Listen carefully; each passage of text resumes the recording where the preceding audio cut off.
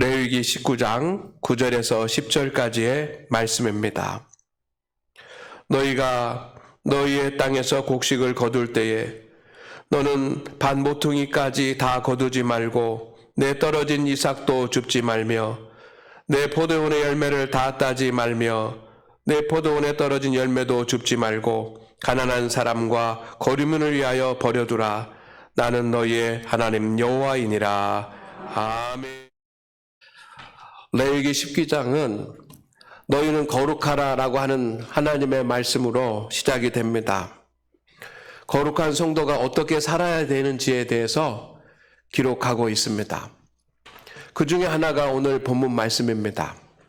거룩한 사람이 가나안 땅에서 어떻게 살아야 될지 주님께서 말씀해 주셨는데, 그 중에 하나가 땅 주인이 추수할 때 모퉁이까지 다 추수하지 말라. 땅에 떨어진 이삭은 내버려 두라. 포도를 수확할 때 포도나무에 있는 포도를 다 수확하지 말고 남겨두어라. 그리고 땅에 떨어진 포도는 줍지 마라. 내버려 두라 라고 하는 것입니다.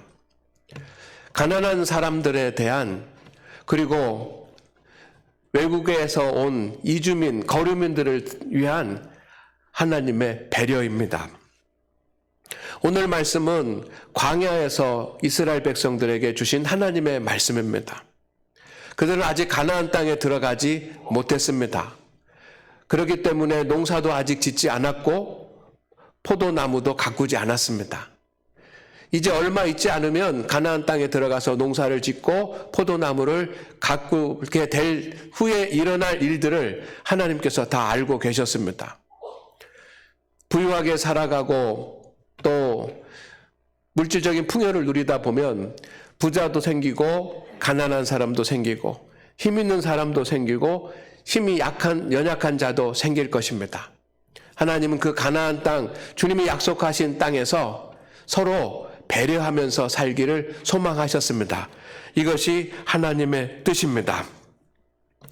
배려라고 하는 것이 무엇입니까? 배려는 누군가를 도와주거나 보살펴주는 그런 마음과 행위를 배려라고 합니다.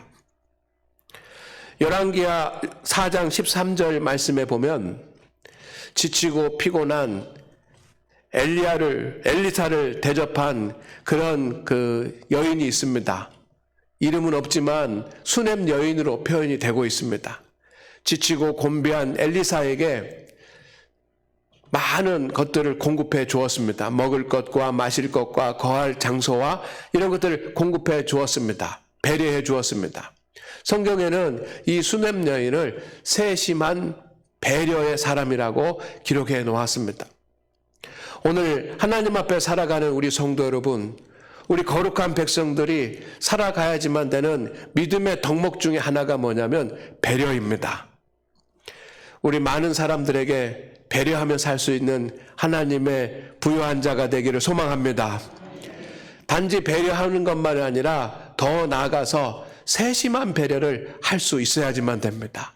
이것이 아름다운 것입니다. 우리는 누구를 배려해야지만 됩니까? 첫 번째는 가난하고 연약한 사람들을 배려하시기를 바랍니다. 그림 한 장을 보겠습니다.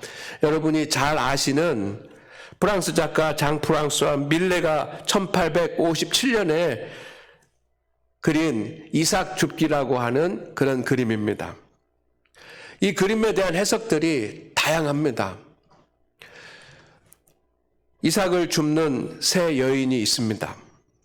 뒤쪽에는 이제 추수를 끝낸 사람들이 높이 쌓아놓은 곡식단이 보입니다.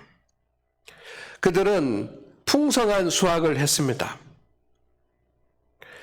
그리고 그 밭에서 이제 세 여인이 이삭을 줍고 있습니다.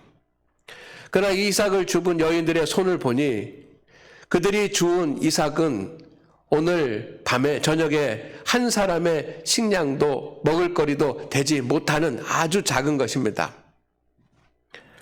그런데 이렇게 이삭 줍기를 하고 1년 동안 어떻게 살겠습니까? 그들이 손을 내밀어서 이삭을 주우려고 하는데 그 땅에는 곡식단이 다 밑둥까지 잘려 있고 그리고 그 이삭들이 보이지 않습니다. 주울 것이 없습니다. 추수를 하면서 그 추수자들이 모든 것을 다 깨끗하게 다 담아간 것 같습니다. 추수한 부자들이 조금이라도 이삭을 남겨놓았다라고 한다면 여러분 얼마나 좋았겠습니까? 그것을 줍는 이 여인들의 마음은 기쁘고 감사했을 것입니다. 밀레는 이 세 여인의 그 모습을 칼라로 그려놓았습니다. 아마 이렇게 연약하고 가난한 그런 사람들이 세상에 더 많지 않을까요? 그리고 하나님께서 이들에게 더 관심을 갖지 않겠습니까? 오늘 본문 말씀을 여러분 잘 기억해 보십시다. 하나님은 이스라엘 백성들에게 적극적으로 수확물을 남겨놓으라고 하셨습니다. 이삭만 남겨놓으라고 한 것이 아니고 추수를 할 때 모퉁이의 것은 추수하지 말라라고 하셨습니다. 포도나무에서 떨어진 열매는 줍지 말라고만 한 것이 아니라 포도나무의 포도 열매를 다 따지 말고 남겨놓으라고 적극적으로 말씀하셨습니다.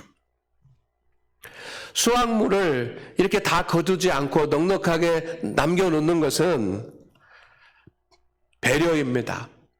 이 작은 배려는 가난한 사람들에게 먹을 것이 없는 그런 사람들에게는 기쁨이고 또 사랑이고 그것이 그들에게 정의일 것입니다.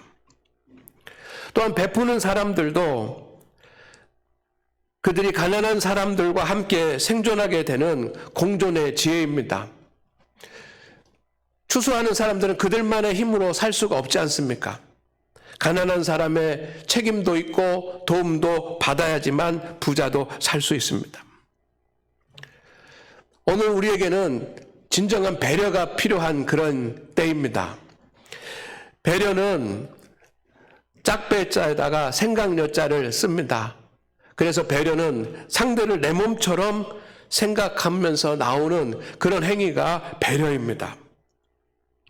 그러나 현대사회는 배려하는 그런 마음과 배려하는 그런 행위들을 찾아보기 힘듭니다. 오히려 자기가 독식하고 더 많이 가지고 더 많이 누리는 일에만 관심이 있습니다. 그런데 부자가 가난한 자를, 비장애인이 장애인을, 젊은 사람들이 나이 드신 노인들을, 남자가 여자를, 선진국이 빈곤국을 세심하게 배려할 수 있다고 한다면 이 세상에는 평화가 임하고 이 세상에는 정의가 이루어질 것입니다. 성도 여러분, 이 땅이, 이 세상이 서로 배려하면서 살 수 있는 그런 나라가 되기 위해서 기도합시다. 연약한 사람들을 배려하는 배려의 꽃은 나눔입니다. 이 세상 사람들이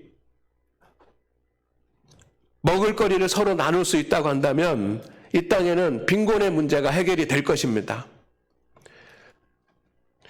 지금도 지구상에 살고 있는 10억 명의 사람들은 굶주림 때문에 어려움을 당하고 있고, 그리고 대부분 부유한 사람들은 자기가 먹는 음식의 절반을 다 버리고 있습니다. 그러니 이것만 잘 나눌 수 있다고 한다라도 여러분, 빈곤의 문제는 해결될 수 있는 것 아닙니까? 그림을 한 장 또 보겠습니다. 룻이 이삭을 줍고 있는 그림입니다. 보아스는 하나님의 말씀을 따랐던 사람입니다. 룻이 이삭을 줍고 있는 그런 모습을 보면서 이삭을 줍도록 허락을 했습니다. 그래서 성경에 룻기서 2장 15절 16절 말씀에 보면 그냥 내 밭에 들어와서 이삭을 주우라고만 허락한 것이 아닙니다. 이삭을 주울 때 곡식단을 쌓아놓은 그런 곳에서도 이삭을 줍게 허락하라고 종들에게 얘기했습니다. 그리고 곡식단을 묶어서 나르면서 이삭을 한 줌씩 빼가지고 땅바닥에 흘리라고 그렇게 말했습니다. 적극적으로 이삭을 줍는 이 가난한 이방의 여인을 위해서 배려한 것입니다. 우리 사회에 이런 배려가 있다고 한다면 여러분 기쁨과 평화와 정의가 이루어지지 않겠습니까? 요즘 정치인들은 권력을 나눌 줄 모릅니다. 권력을 나눌 줄 안다면 서로 싸우고 무너뜨리고 하는 일을 하지 않아도 될 것입니다. 요즘 정치인들은 국민을 위해서 일하는 것 같지 않습니다. 나라를 위해서 일하는 것 같지 않습니다. 그들은 몰라서가 아닙니다. 잘 알고 있습니다. 그러나 어떻게 해서든지 4년에 한 번, 5년에 한 번씩은 권력을 서로 뺏으려고 하기 때문에 그 준비만 하기 때문에 나눌 줄을 모르는 것입니다. 좀 권력을 적당하게 나눌 줄 알고 배분할 줄 안다면 여기까지는 오지 않을 것입니다. 나눌 마음이 없으니 배려하는 마음도 생각지 못하는 것입니다.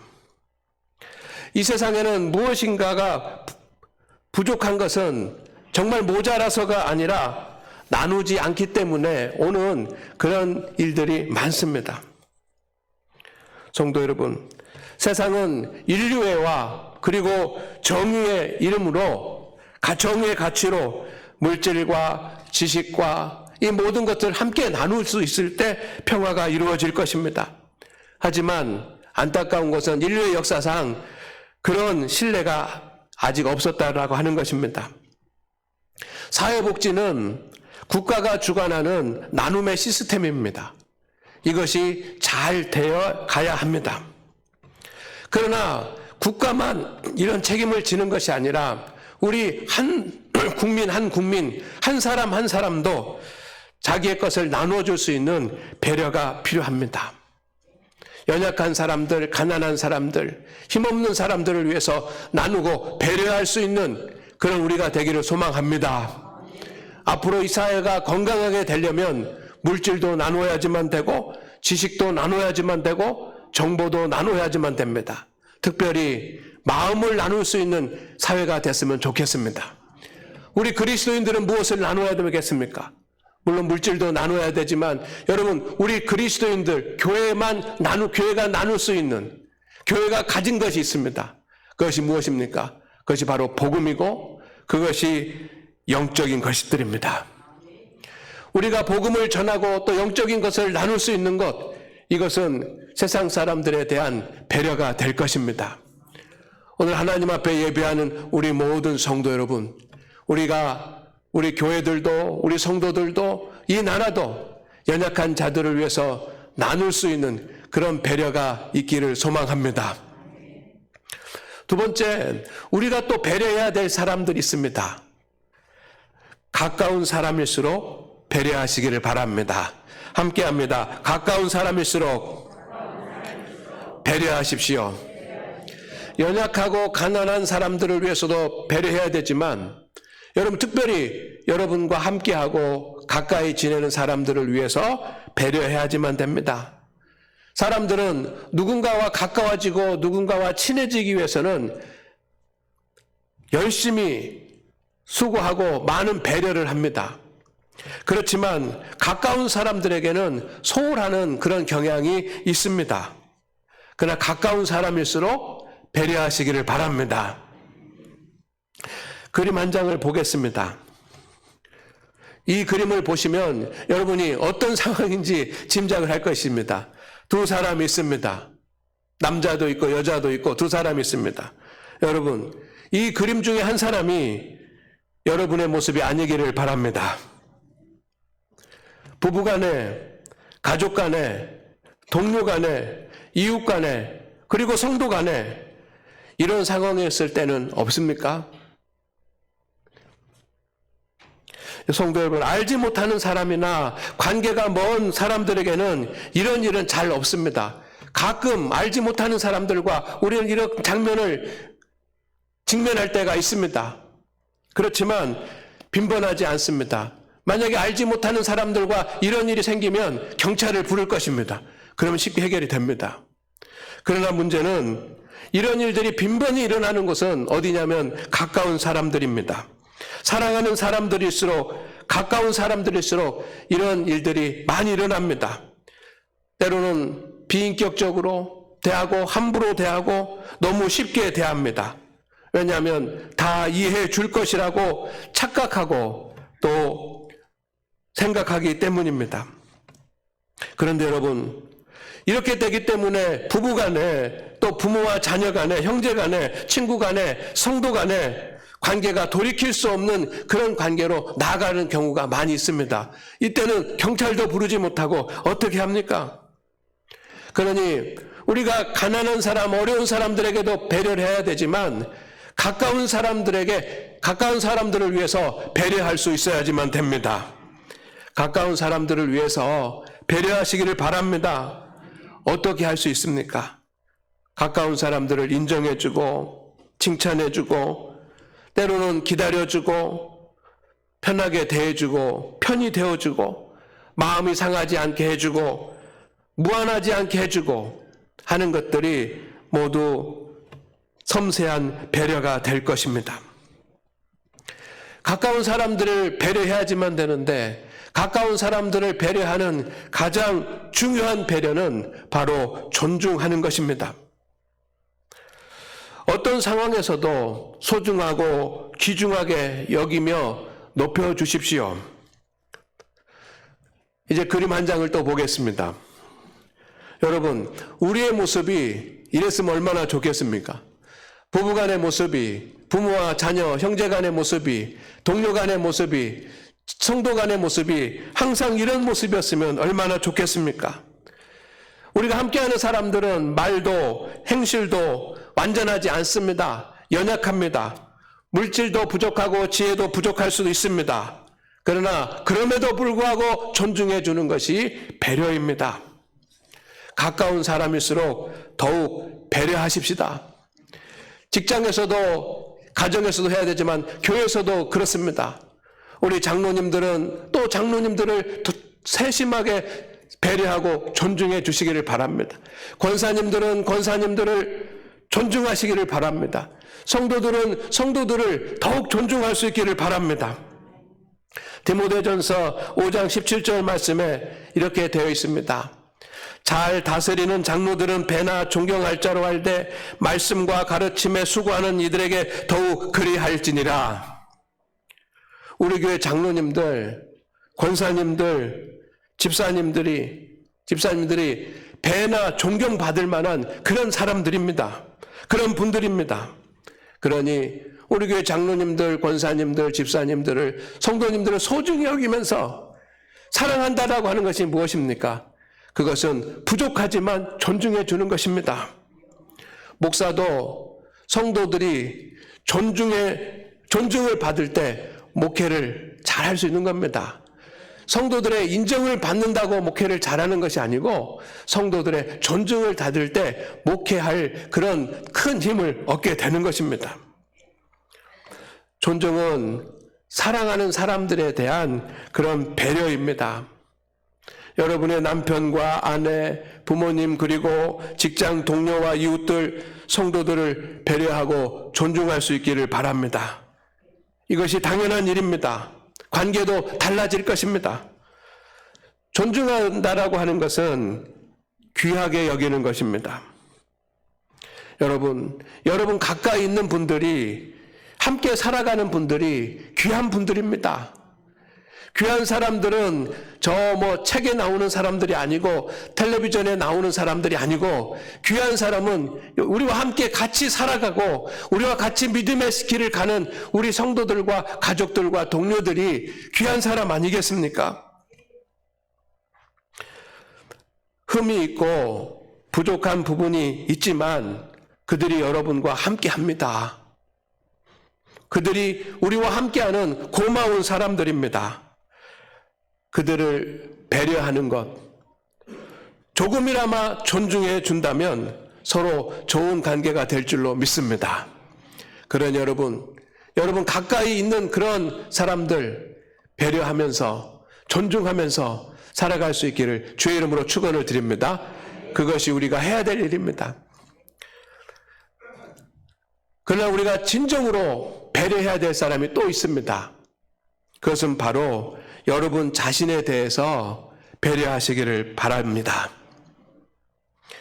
지금 가장 배려해야지만 되는 사람은 여러분 자신일 수 있습니다.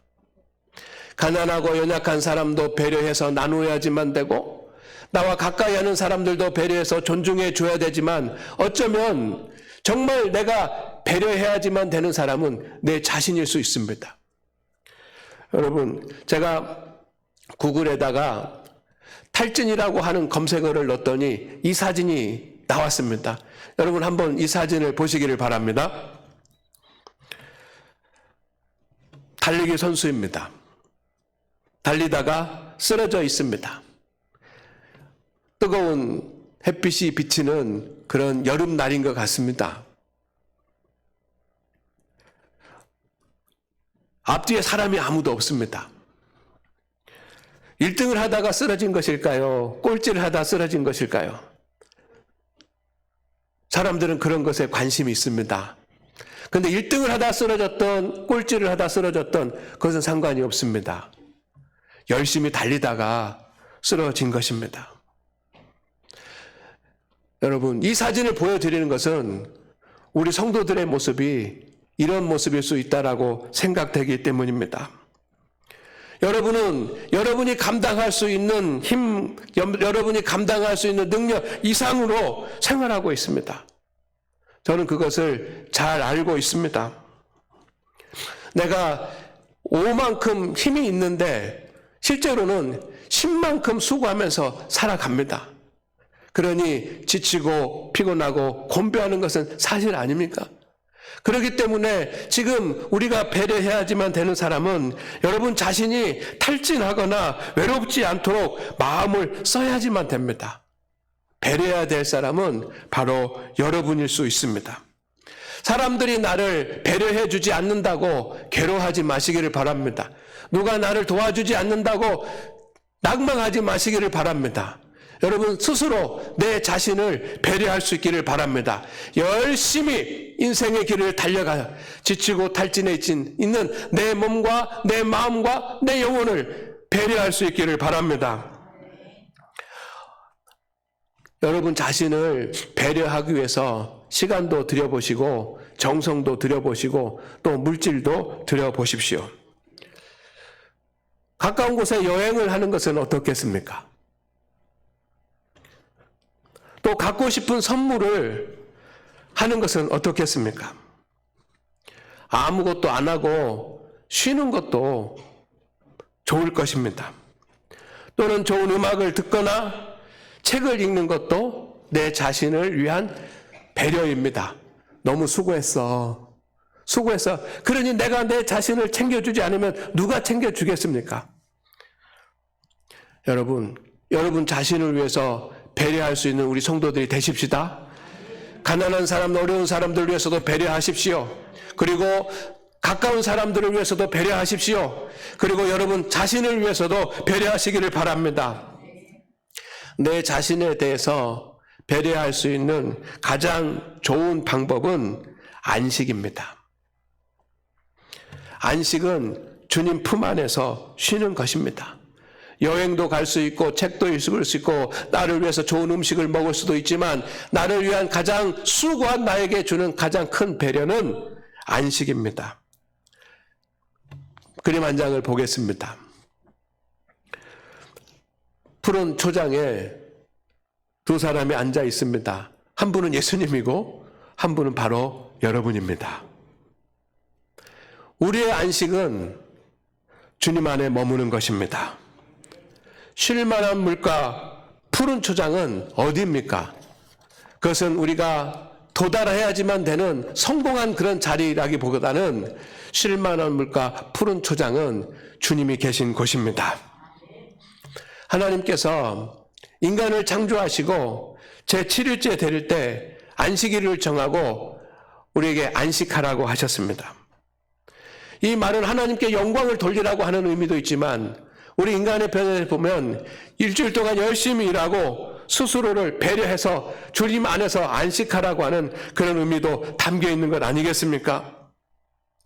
지친 몸과 지친 마음과 영혼이 주님의 임재 안에서 은혜를 누리는 것, 이것은 여러분이 여러분 스스로에게 해주는 가장 좋은 배려입니다. 안식은 우리의 몸과 마음과 영혼이 주님께서 예비하신 푸른 초장과 쉴만한 물가에서 주님 품에 안기는 것입니다. 그런 영적인 신비가 여러분 가운데 있기를 바랍니다. 그 자리에 나가시기를 바랍니다. 여러분 수고한 여러분을 위해서 그 자리로 나가시기를 바랍니다. 우리를 위한 최고의 배려는 바로 여러분을 그 자리에 데리고 가 앉는 것입니다. 푸른 초장에서 생명의 말씀을 듣는 것이고 쉴만한 물가에서 은혜의 강수를 마시는 것입니다. 이때 우리의 몸과 마음과 영혼은 쉼을 얻고 평안을 얻고 기쁨을 얻고 새 힘을 얻게 될 것입니다. 이것이 여러분 자신에게 해줄 수 있는 최고의 선물입니다. 그 자리, 안식할 수 있는 자리가 어디입니까? 오늘 주님 앞에 예배드리는 이 예배의 자리요, 새벽에 기도하는 새벽 기도의 자리요, 또한 주의 수성은 거룩한 독서를 묵상하면서 기도하는 그 자리인 줄로 믿습니다. 여러분, 이 세상을 열심히 살아가는 여러분 자신을 위해서 배려할 마음이 없습니까? 그렇다고 한다면 이 기도의 자리, 예배의 자리, 말씀 묵상의 자리에 의무가 아닌 그런 습관이 아닌 진실한 마음으로 온전히 주님께 모든 것을 맡기고 그 자리에서 안식을 얻기를 주의 이름으로 축원을 드립니다. 우리는 세상을 완벽하게 살아가기 어렵습니다. 부족함 없이 모든 것을 가질 수 없습니다.